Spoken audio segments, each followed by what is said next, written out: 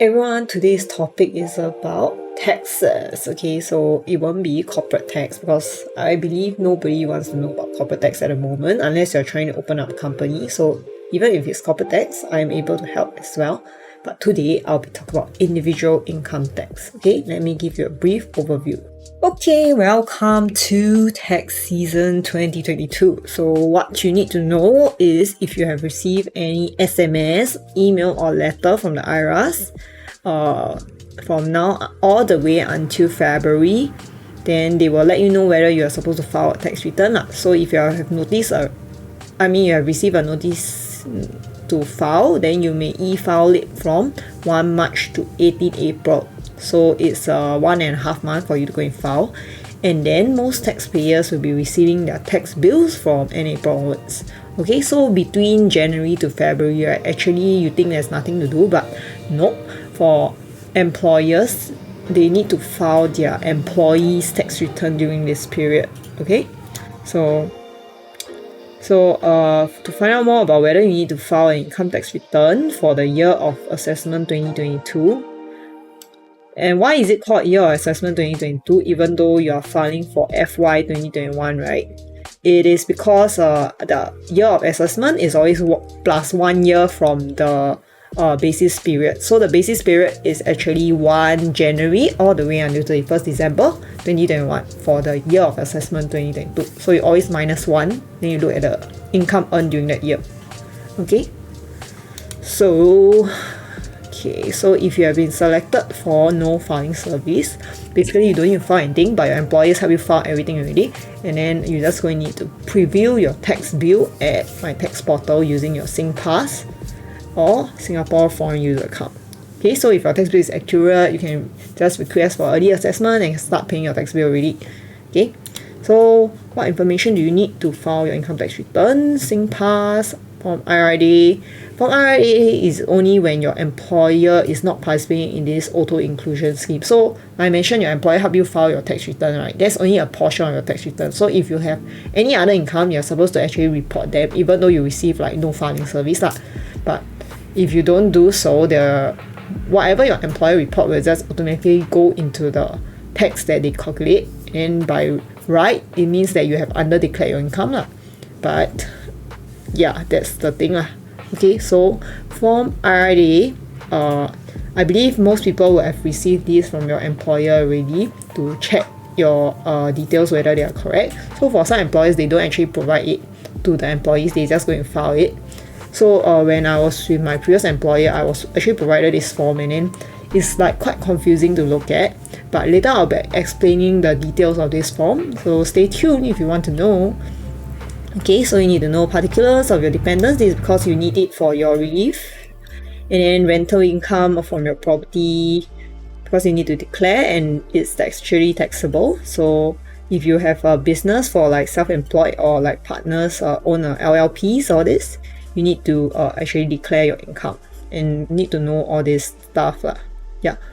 Okay, so if you require more time to file your income tax return, you can request for extension. Okay, so all this, so most people question in their mind is, do I need to declare my employment income information? So just now I mentioned already, if your employer is in this thing called the auto inclusion scheme, which is AIS, you don't need to declare your employment income. So income information will be pre-filled in your income tax return, but this is actually done by your employer. So if you want to check whether your employer is under this AIS, right, you can go and search from this link. Okay, so if your employer is not in this auto inclusion scheme, you will actually need to declare your employment income, means you need to file the IR8A, and then your income information will not be pre-filled in your income tax return. Okay, so if you have received a notice to file, then you still need to file income tax return, and then you may want to have declare your other income or declare and indicate more claims for your personal relief. Okay. Yep, so all this you can go and read yourself, is not so important. Okay, individual income tax, the basics. Okay, so I'm actually quite amazed by the IRS website because they have quite like nice looking icons, and then they look quite modern. Okay, previously if you actually went to the IRS website, you'll be appalled about how like backwards they are and stuff. Okay, So basically today I'll be focusing on employer wanting to report your employees' income. Okay, the rest I guess you can read it for yourself, or I can cover it in another day if you guys want to request for it. So if you want to request for it, please put in the comments down below. Okay, so self-employed person, that one I will not be covering because I believe not many people are self-employed. Okay, rental income, I believe those people who have rental income already know how to do their rental income. Okay, then other side of personal income. So by right, if you actually earn more than your employment income, right, like you teach tuition or you actually earn from crypto by not like capital gains, it's like income, right? Like they keep giving you income, right? By right, you're supposed to declare this in here. Okay, so you're supposed to declare it in your income tax return. Okay, then another one is about whether you are a tax resident or not. So tax residents actually get lower tax rate than non-tax residents. Okay, so there are other topics here if you're interested. Quite user-friendly, I would suppose. Okay, so like I mentioned, for employers, you need to file the IR8A. All employees need to file the IR8A unless it's a foreign employee that left halfway during the year and then they have already left Singapore. So that for those people, you have already done the IR21. Okay, so like information to share with employees that you can help employees understand their tax obligations, then understanding tax treatment. So all this is quite technical, which I believe nobody really needs to know about it. Okay, then if retrenchment benefits, whether it's taxable or not, and whether it should be reported. Okay, so today I'll be focusing on the forms that employers actually file for employees, and some employees will actually get to receive this form and then they'll be like confused, like what is this about? Okay, so back when I was in employment last time, right, I also received this IR8A and I was at a loss at what to do lah. But now I know what it actually means. But actually last time I also know a bit of what it actually means, but now I know more. Okay, so IR8A must be completed for all employees. Okay, and then these other forms are like optional, not really optional, it depends on whether there's a need to fill it up. So if there are benefits in kind, then you need to fill this up, this thing called the Appendix 8A. Then if there are any stock options or share ownership plans, then you need to fill up the Appendix 8B. And so all the appendices is all for benefits in kind lah. Okay, then this another form called the IR8S must be completed if you have made excess CPF contributions on your employees' wages. So later I'll be explaining what is a CPF excess as well. So stay tuned. Okay, and then like I mentioned, if you see the form on top says IR8A and then you see another form on top says IR8E, right, they are basically the same thing. So IR8A is just mean paper one, and then IR8E means the E form. Okay, so basically it's just a naming difference. It's exactly the same form. Okay, yeah, later I'll be showing the exact form and then I'll be going through about what the form is about. Okay, so like I mentioned, employees under AIS scheme will need to file the IRAS electronically by 1 March every year. So now no more paper form, it must be electronic. Okay, all employers need to be electronic. Okay, so if you haven't went electronically, I am not sure what is happening because your company needs to do it electronically. Okay, so for those that so AIS employers do not need to issue hard copy form IR8A or appendices to the employee. They just directly file it for them lah. So for employers who are not under the AIS scheme, right, then they need to provide hard copy IR8A and appendices to their employees by 1 March each year to file their income tax returns. So technically they both have the same deadline, whether they are AIS scheme or not. One need to provide the information to the IRAS, the other one need to provide the information to the employees. Okay, but this will never. So for those not under the AIS scheme, they don't need to submit the forms to IRAS. Okay. Okay, this is an example of a blank form IR8A. So if you have listened to what I mentioned just now, form IR8A is the same as form IR8E. So one is just the online version and one is just the offline version. Okay, so for employees not in the AIS scheme, they have to print the IR8A. Whereas employers that are under the AIS scheme, they will print the form IR8E. Okay, so this is an example of a blank form. Okay, but usually when your employers actually provide it to you, right, usually they will use a payroll service provider to provide it to you. So usually when you see it, it's already all filled up.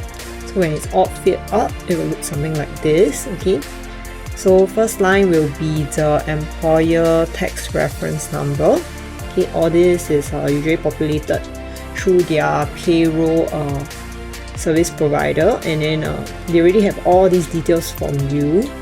And then basically what you need to check is mainly residential address or like salary. So salary is important to check whether it's a correct amount. You don't want to over declare or under declare. Okay, bonus amount, director fees. Okay, then if no director fees, then this amount will be NA. Okay, then like you can see, if there are no allowances, it will just be NA for transport, entertainment and others. Okay, so if there are some amount, these three lines will add up to this line. Okay, then gross commission for the period, and if there is any commission amount, you need to state the period is for when, and then the amount. Okay, and if there is pension, the amount will be here, but if no pension, then none. And this lump sum payment is all this add together will add up to this lump sum payment. Okay, so this portion is for you to break down what exactly this lump sum payment is for. Okay, so yeah, so long service, and then why pay for this 5 months of salary or whatever. Okay, so this one is all filled by me lah. I just generated from my payroll software, then it just appear on the form IR8A. So basically you don't need to do anything manual. Everything just generate based on the pay history of the employee. So later I'll be showing you the pay history of this employee that I created. Okay, so if there are any retirement benefits, you can input as well, and then any contributions made by employer to outside Singapore, all this you can put as well.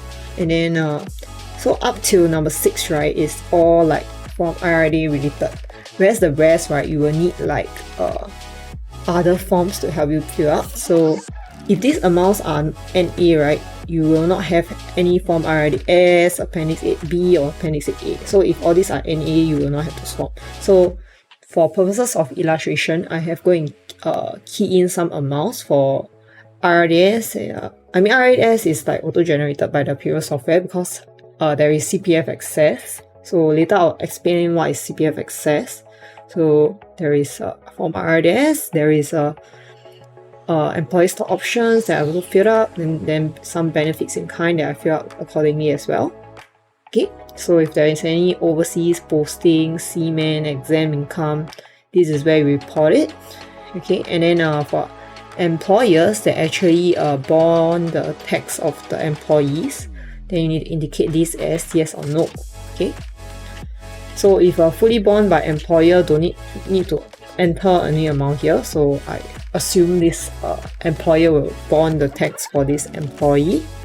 Okay, so this one is for compulsory contribution only. So if there's any CPF excess, right, the amount should not be added here. So this is only based on the CPF rules of 102k wages per year for this employee. So it's per employer per year lah. So usually one IR8A is for one employer. So basically the cap is 102k per year. So it only can be 102k times 20% lah. So which is 20,400. So obviously this person has reached the max cap. Okay, and then any donations to the community chest funds. Okay, life insurance premiums deducted from salary. Okay, then declaration is made by either your MD or like HR or whoever. Okay, so next we will move on to the explanatory notes to teach you how to fill up the fields in the IR8A. Okay, so we will start with this gross wages set. So basically line A lah. So as long as it's paid in year 2021 or is supposed to be payable, contractually payable, right, you're supposed to report the amount. Okay, should include remuneration paid by overseas employer for performing personal services in Singapore and maternity leave payments as well.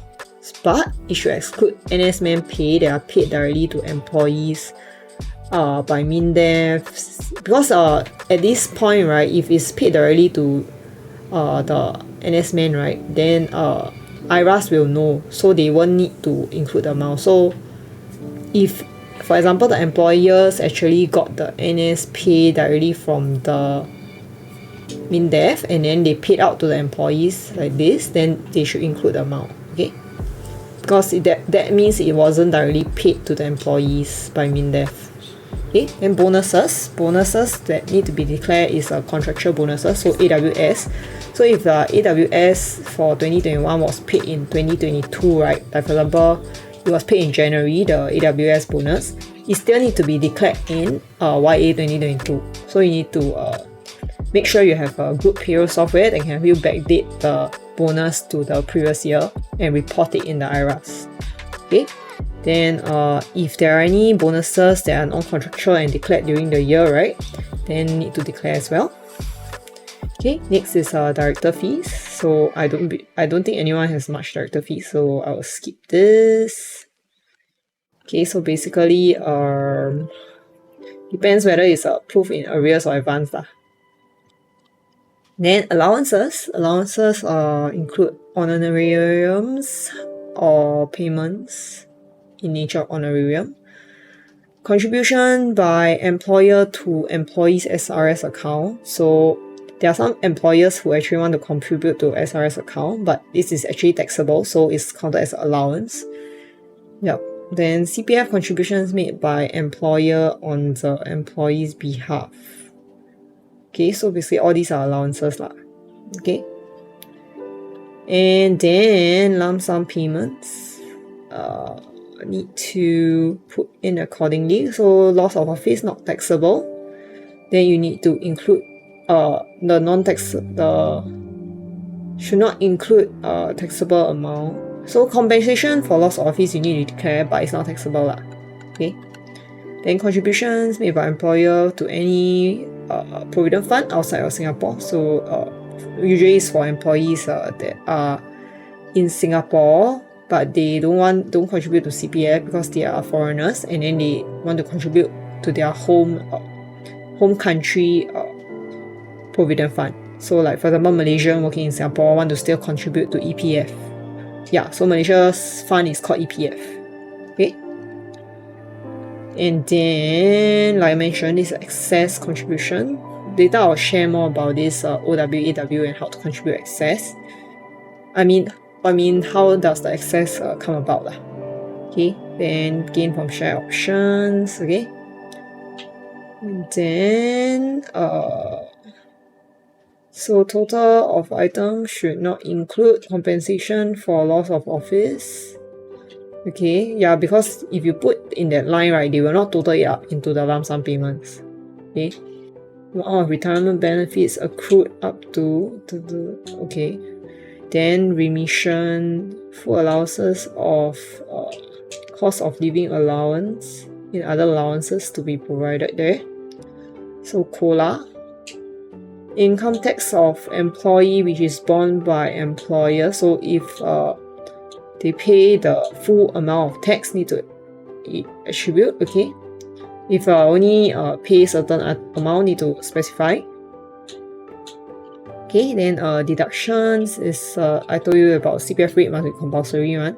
Don't include voluntary contributions, and donations deducted from salaries need to be reported. Okay, life insurance premium including group insurance that is deducted through the employee salary need to be reported. Okay, then details of benefits in kind to be declared in IR8A. Appendix 8A. Okay, so just now I haven't shown you guys the Appendix 8A, so now I'll be showing you guys the Appendix 8A. So this is how the blank form looks like. Okay, so place of residence, accommodation. Okay, this is a blank form, and then I'll show you a form that I have populated lah.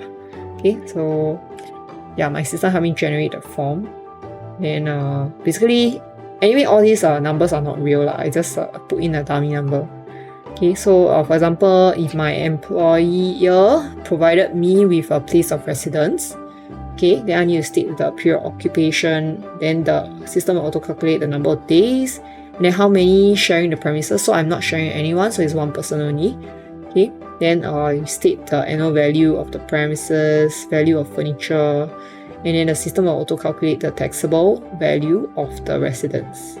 Okay, then you need to declare this to the IRAS.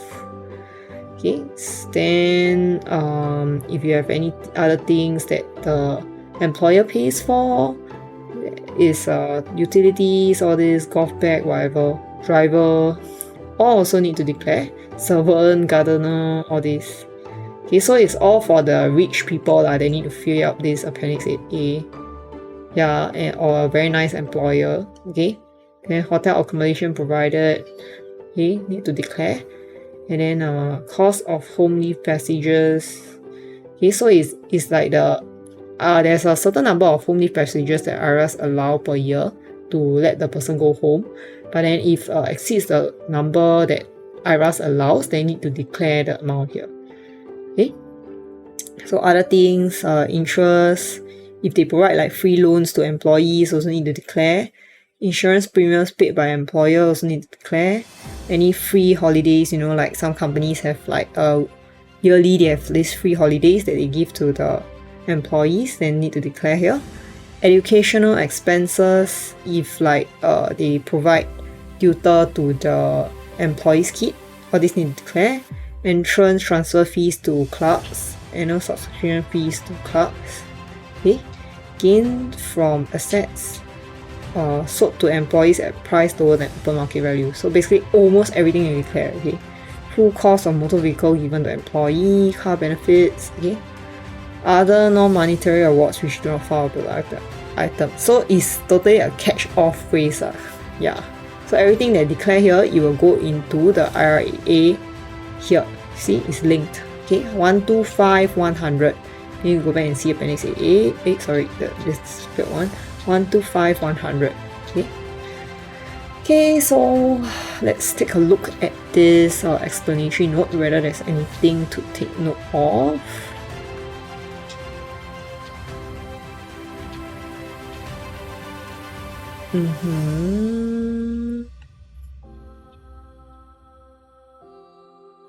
So new car provided by employer to employee. So this is the formula to calculate. Okay.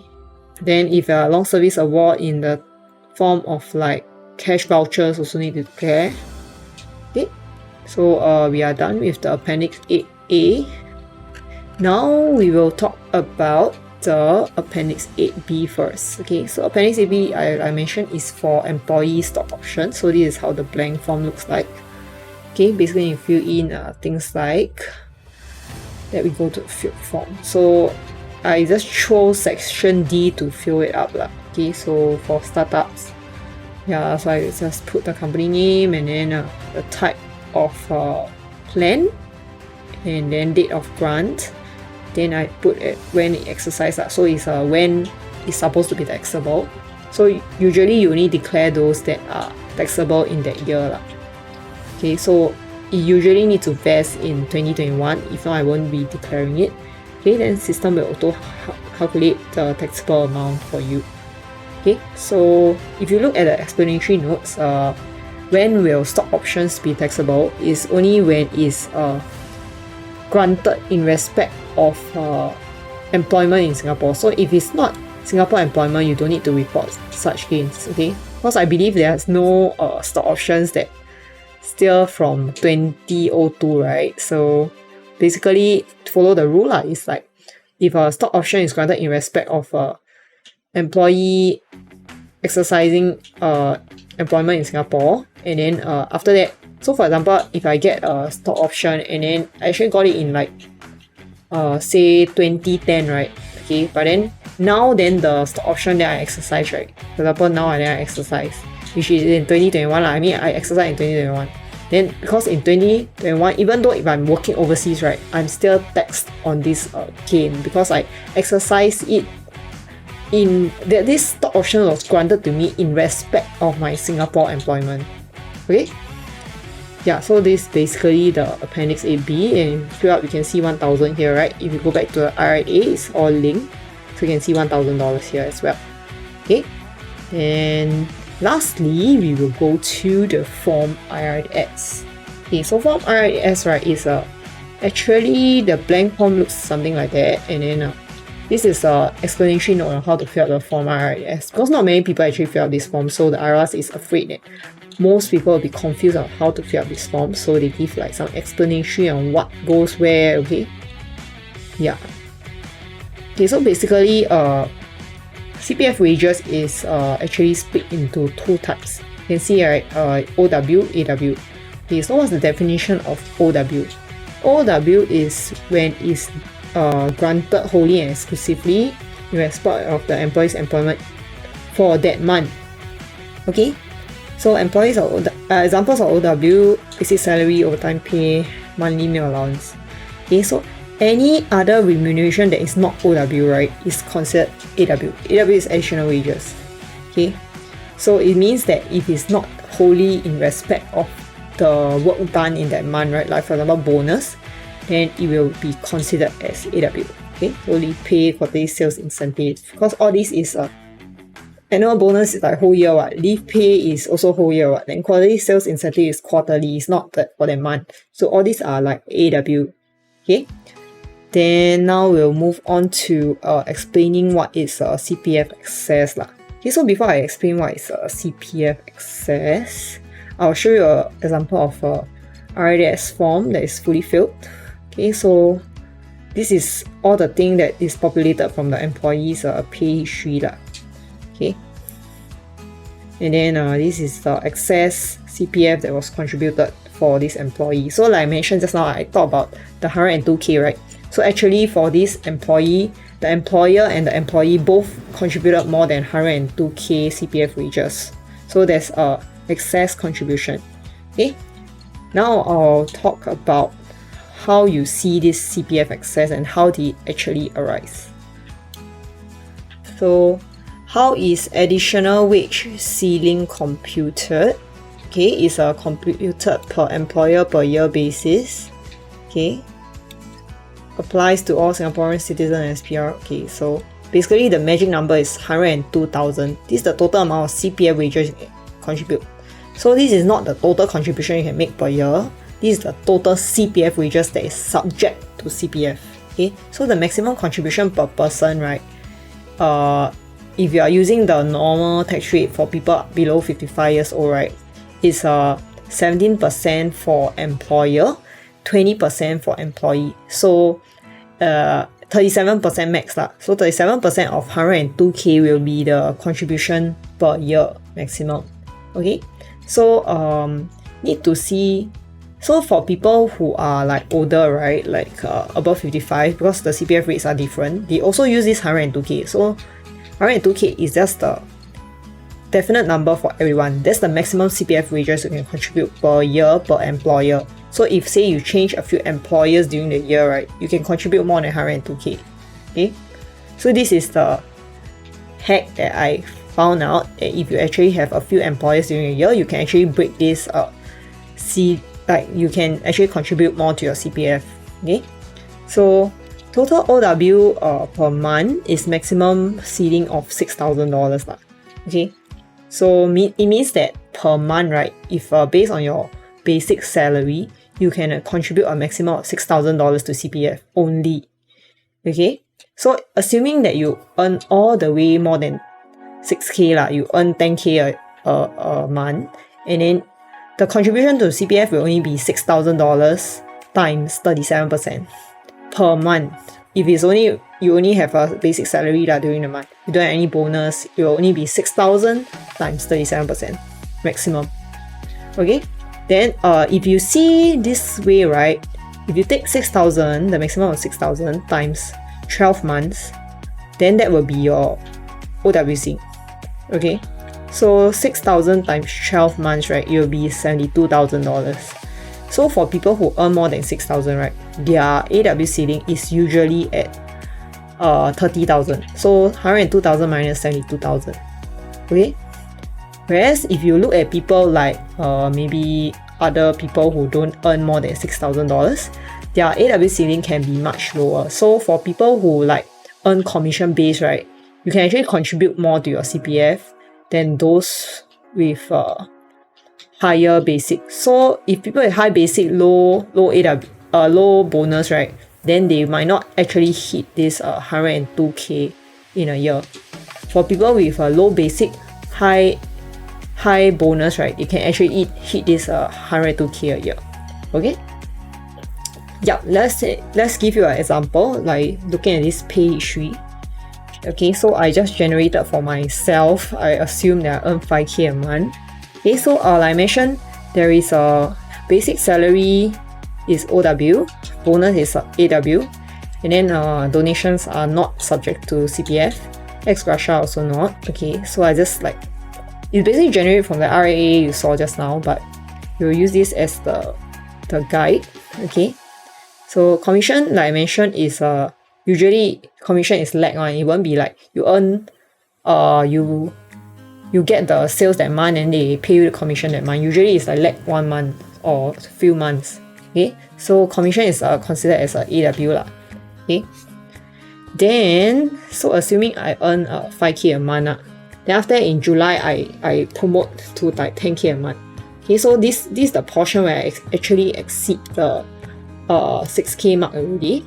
But then actually at the start, right, I only earn 5k. So at the start, right, based on the payroll system, right, usually it will help you do auto capping. So based on 5k a month, I'm only supposed to have OW contribution to the end of year of 60k lah, right? 5k times 12, right? Just write it down. Okay, 5k times 12. OW cap at the start is 5k times 12, so it's 60k. Okay, then what is my AW cap? AW cap will be 102k minus 60k, okay, equal to 42k. Okay, so my bonus cap at the start, right, is supposed to be 42. AW cap, okay, we don't call it bonus cap. Okay, so it's supposed to be 42k. Then, so because in June, right, there was a bonus declaration of 200k, but then because the system has to cap it at 42k, right, so only 42k is used to contribute for CPF. Okay, so it means that you can see the CPF amount here, right? So employee CPF, okay, so you see every month, right, with only the OW, the employee CPF is only $1,000, which is 20% of 5k. Okay, if you take this 5k plus the 42k, okay, 5k plus 42k times 20%, right, then you will get the 9,400, which is how the payroll system help you cap the bonus rate. So this 9,400 is a contribution on 42k plus 5k. Okay, then for the next few months is capped at 6k for the OW. So you will ask why the system so like not smart, right? Like why at the end is like doesn't show you doesn't help you compute that there's CPF excess and help you like offset the amount in December, right? It's not because the system doesn't want to, it's because CPF has made it mandatory that you cannot manually adjust the CPF in December. You're supposed to file this form IR8S if there's any excess. Okay, so excess is because, right, after the cap, after the salary change, right, the cap is not supposed to be 42k. So the real AW cap, right, it's actually real AW cap. It's actually 102k minus 5k times 6. Yeah, 5k times 6 months minus 6k times 6 months. Why is it not 10k? It's because OW is capped at 6k. Okay, 6k times 6 months is 36. 36 plus 30, so it's 66. 102 minus 66 it is 102 minus 66 is what? Sorry, my math is like not good. 100 minus 66 is 36k. Okay, then you can see that there's an over contribution of 6k here. So over contribution of CPF wages. Contribution of CPF wages. 42 minus 36k equals 6k. Okay, so if you break it down to employee and employer, right, you just times. Employee is 20%. So 20% times 6k is 1.2k. And then employer is 17%. So it's 1020k. $1020. Okay. So this will match the amount that you find on the IR8S. Okay, so 1020 and 1200. So this is an example of CPF access. Okay, so CPF access, you need to fill up the IR8S and claim the refund from the CPF board. Okay, so this amount is to be claimed from CPF board, and CPF will reimburse the employer directly and the employee directly as well. Okay. Okay, so once you are done with the checking of all the reports and everything is in order, okay, you can proceed with the submission to the IRAS. Okay, so as a AIS employer, you can only submit online. Okay, so either the income tax format that you generate a file and then you submit directly to the IRAS, so they will have a validator that you can download from the IRAS website. I will show you later. This is the income tax format. Another one is you can just use your payroll software vendor to do a AIS API submission. So API submission is simple and easy. Okay, so basically, let's try now. Okay, I don't have I don't have a corp pass, so I definitely can't log in. And then I will not be really submitting anything. So I'll just tell you how it works. Okay, so basically I generate a file. After I generate it, I go to IRAS submission.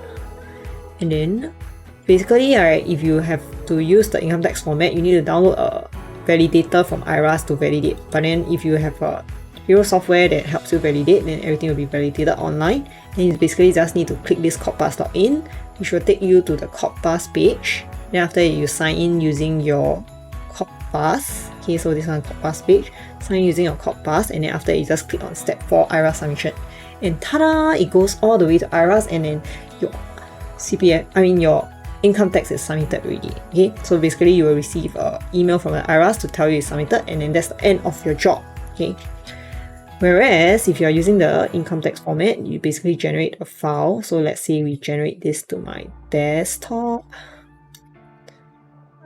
So some people like to do the old format because they don't like to learn new things. So basically on the old format, you will generate the files that you have to use a validator to submit.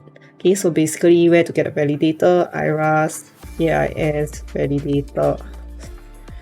So you just find it online basically.